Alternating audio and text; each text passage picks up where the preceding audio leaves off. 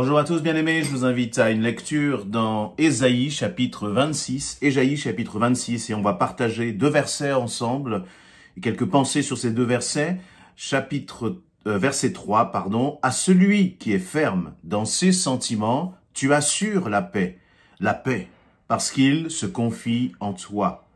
Confiez-vous en l'Éternel à perpétuité, car l'Éternel est le rocher des siècles. Amen. Dans ce deux versets, il nous est parlé donc de la paix.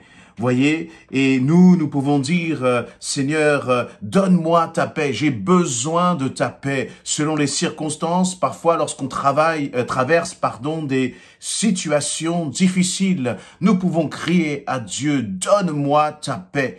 Et notre Dieu est un Dieu de paix. Et lorsque, les choses ne vont pas, nous avons parfaitement raison. Et c'est ce qu'il faut faire, de tourner nos regards vers le Seigneur. Parce que c'est lui qui procure la paix. Mais là, le Seigneur est en train de nous expliquer à travers son prophète Ésaïe que pour être au bénéfice de cette paix, si tu veux vivre dans cette paix, si tu veux te coucher, le cœur tranquille, si tu veux avoir vraiment le sommeil du juste, si tu ne veux pas être comme assailli dans tes pensées, la réalité, c'est que ça ne dépendra pas de Dieu, mais ça dépendra de toi. Ça ne dépendra pas de Dieu. Le fait que tu sois en paix ne dépend pas de Dieu, mais cela dépend de toi. Pourquoi?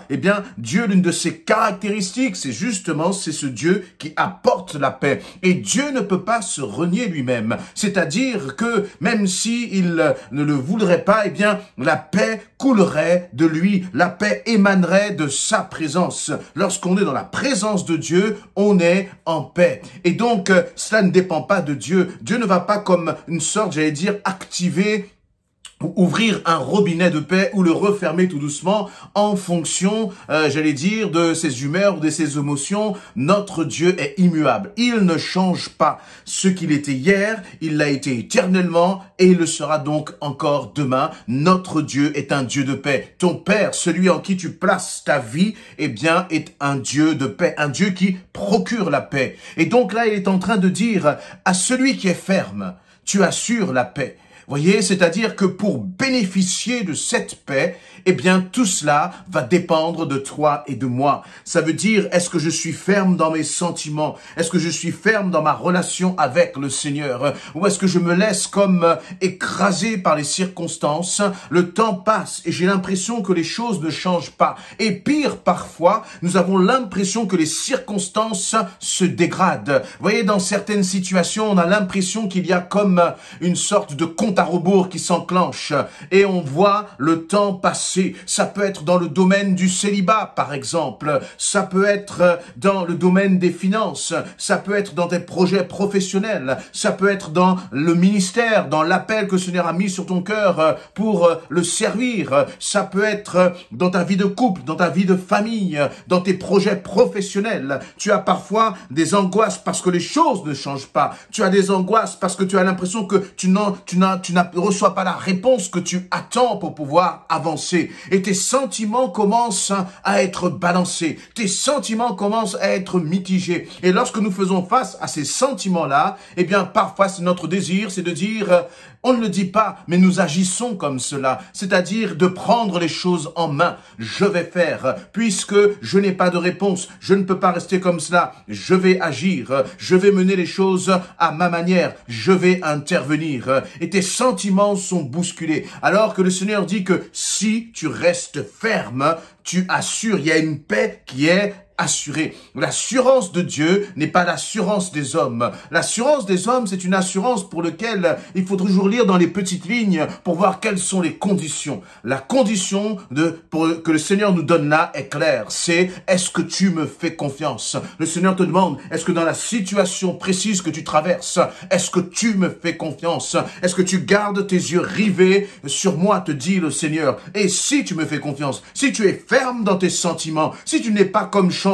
un jour tu vas à droite, l'autre jour tu vas à gauche, un jour tu dis oui, l'autre jour tu dis non, mais si au contraire tu es ferme dans tes convictions, si tes convictions elle s'appuie sur la parole de Dieu, alors tu as la paix assurée. À tel point qu'il dit, tu assures la paix. Et il le répète, vous voyez, comme une paix qui surabonde encore sur tous nos doutes, sur notre incrédulité parfois. Et il dit, eh bien, que celui qui se confie, eh bien, c'est parce qu'il se confie dans le Seigneur, justement, qu'il hérite de cette paix. Et il dira, confiez-vous en l'Éternel à perpétuité. Voyez, il y a comme là même une décision à prendre, c'est-à-dire au-delà des circonstances, au-delà de ce que je vis, je me confie en l'Éternel, je confie ma vie en l'Éternel. Confie ta vie en l'Éternel, parce que nous avons besoin de réaliser qu'il est, il nous dit au verset 4, car l'Éternel est le rocher des siècles, c'est-à-dire celui qui est immuable. Tout pourra, j'allais dire, passer, la tempête, le vent pourra frapper contre ta demeure, pourra frapper contre toi parfois, mais si tu te confies en l'Éternel, eh bien tu fondes ta vie sur le rocher des siècles, sur celui qui ne change pas. Dans ta situation là, sur qui est-ce que tu te confies? Tu regardes aux circonstances et en fonction des circonstances, tu es fluctuant. Mais le Seigneur te dit, confie-toi en moi. Et lorsque se confie en l'Éternel, eh bien, on ne regarde plus aux circonstances. J'allais dire, l'espace d'une seconde, on peut avoir un moment de doute, on peut avoir un moment de crainte et de peur, parfois un moment d'angoisse, mais ça ne doit durer qu'un instant, parce que tout de suite, tu dois tourner tes yeux vers le Seigneur et dire, Seigneur, je reste ferme dans mes convictions, même s'il va y avoir une vague qui va arriver. Et laisse-moi te dire que c'est cela, c'est la réalité, c'est que toi et moi, nous allons passer par des temps difficiles. La réalité, ce n'est pas parce que nous sommes enfants de Dieu que nous n'aurons pas d'épreuves, mais au contraire, à travers les épreuves, le Seigneur forge notre foi. Cette épreuve, ça peut être les finances, ça peut être la maladie, ça peut être un problème dans ton travail, dans ta famille, même dans l'église, parfois, mais quoi qu'il arrive, quoi qu'il en coûte, si tu restes les yeux fixés sur le Seigneur, alors tu vas sentir cette paix. Tu vas sentir la paix de sa présence.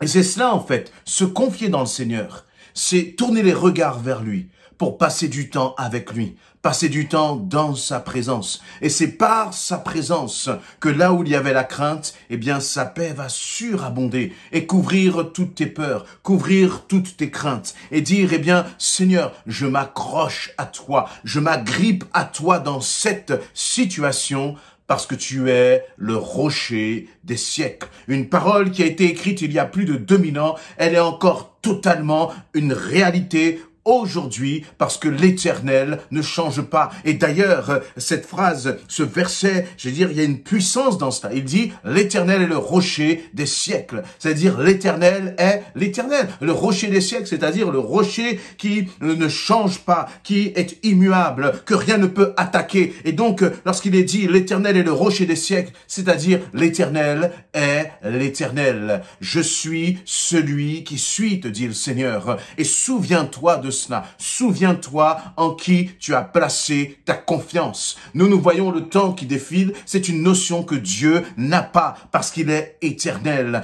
Un jour dans ses parvis, voyez, un jour pour lui sont comme 1000 ans. Sont comme 1000 ans. Alors ne t'inquiète pas. Dieu a toutes ces circonstances entre ses mains, pardon. Tous les paramètres qui t'échappent, Dieu les a entre ses mains. Et c'est pour ça que si tu te confies en l'Éternel, eh bien, tu confies aussi tous les paramètres qui t'échappent dans la situation pour dire, Seigneur, je ne me préoccupe plus de cela parce que je te fais confiance. Et c'est en fonction, en fait, de la façon dont tu réagiras que tu pourras mesurer ta confiance dans le Seigneur. Je termine en relisant ce verset. À celui qui est ferme dans ses sentiments, tu assures la paix parce qu'il se confie en toi. Ta confiance n'est pas dans les hommes, ta confiance n'est pas en toi-même, ta confiance n'est pas dans les circonstances, mais ta confiance est en l'Éternel. Et nous vivons une époque où on voit tellement d'incertitudes. L'homme perd le contrôle sur tout ce qui l'entoure maintenant, et il le réalise. Ayons cette humilité, ayons, j'allais dire, cette sagesse de ne pas nous confier dans ce qui se passe et dans ce qui nous entoure, mais de nous confier pleinement dans le Seigneur. Soyez encouragés, fortifiés, et soyez dans la paix, placez-vous en l'Éternel, qui est le rocher des siècles. Amen.